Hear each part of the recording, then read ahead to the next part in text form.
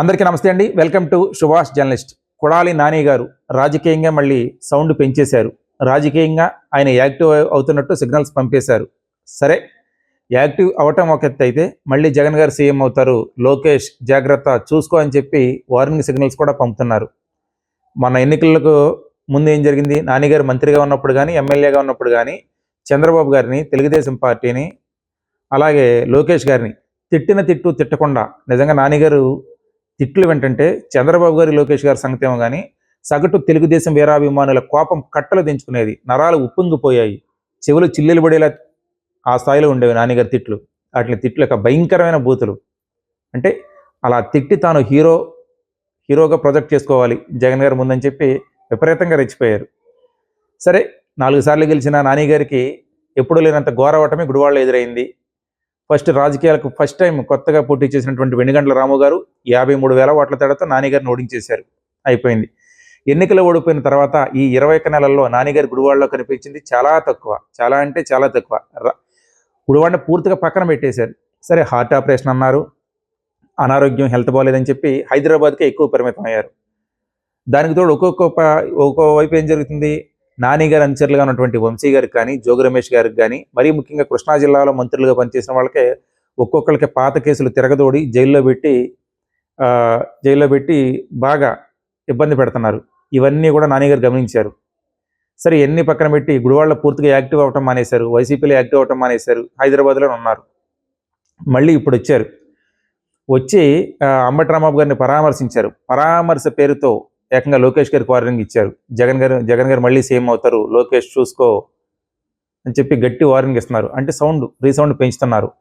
నాని గారి కంటే తక్కువ బూతులు తిట్టిన వాళ్ళు, నాని గారి కంటే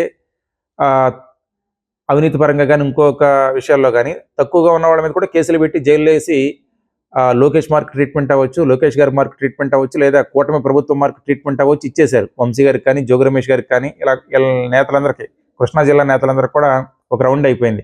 కానీ నాని గారి విషయంలో ఎందుకు సైలెంట్గా ఉంటున్నారు? ఈ ప్రశ్న టీడీపీలో చాలామందికి, ఇప్పుడు టీడీపీలో సగటు కార్యకర్తలకి, రాష్ట్ర వ్యాప్తంగా ఉన్న సగటు కార్యకర్తలందరూ అనిపిస్తుంది. అన్ని బూతులు తిట్టారు లోకేష్ గారిని, చంద్రబాబు గారిని. నాని గారి విషయంలో ఎందుకు సైలెంట్గా ఉంటున్నారు కూటమి ప్రభుత్వం, లోకేష్ గారు, చంద్రబాబు గారు? ఏదో జరుగుతుంది. ఇంకో పుకారు కూడా బయటకు వచ్చింది. నాని గారు తనకు తెలిసినటువంటి, అదే ఆ కమకులంలో తనకు తెలిసినటువంటి కొందరి ద్వారా లాబింగ్ చేయించుకుని చంద్రబాబు గారు, లోకేష్ గారు, కూటమి ప్రభుత్వం తన దగ్గరికి రాకుండా, తనను ఏమీ చేయకుండా కూడా ఒక ఇంటర్నల్ ఒప్పందం కుదిరిందని చెప్పి ప్రచారం కూడా జరుగుతుంది.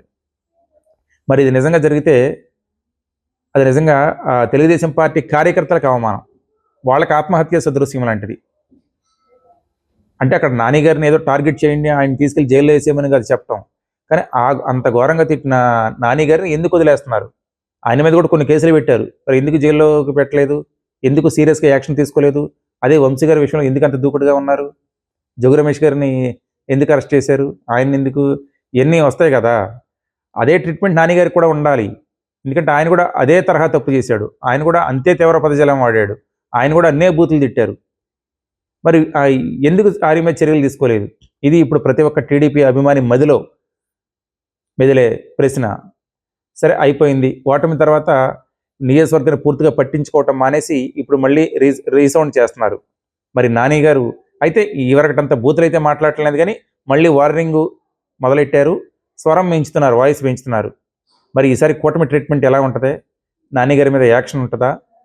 నాని గారి యాక్షన్ స్టార్ట్ అయితే లోకేష్ గారి సినిమా ఎప్పుడు మొదలవుద్దని టీడీపీ కార్యకర్తలు ప్రశ్నిస్తున్నారు. ఎందుకంటే నాని గారికి కూడా కూటమి ప్రభుత్వం మార్క్ ట్రీట్మెంట్ పడాలని చెప్పి చాలామంది టీడీపీ కార్యకర్తల మదిలో ఉంది. మరి నిజంగా ఏం జరుగుద్ది? లేదా ఈ సౌండ్ పెంచేసి సైలెంట్గా మళ్ళీ హైదరాబాద్ వెళ్ళిపోతారా? నియోజకవర్గంలో ఉండి ఫైటింగ్ మొదలెట్టేస్తారా? ఇప్పటికే మన అంబటి రాంబాబు గారు అవ్వచ్చు, జోగి రమేష్ గారు అవ్వచ్చు, పేరు నాని గారు, వీళ్ళంతా మొదలెట్టేశారు యాక్షన్. మరి నాని గారి యాక్షన్ కంటిన్యూ చేస్తారా? దానికి కూటమి వైపు నుంచి ఎలాంటి రియాక్షన్ ఉంటుందనేది చూడాల్సి ఉంది. నా వీడియో మీకు నచ్చినట్లయితే ప్రతి ఒక్కరూ లైక్ చేసి మీ అభిప్రాయాన్ని నిర్మోహమాటంగా, నిష్పక్షపాతంగా కామెంట్ చేయండి. నా ఛానల్ ప్రతి ఒక్కరూ సబ్స్క్రైబ్ చేసుకోండి. Thank you.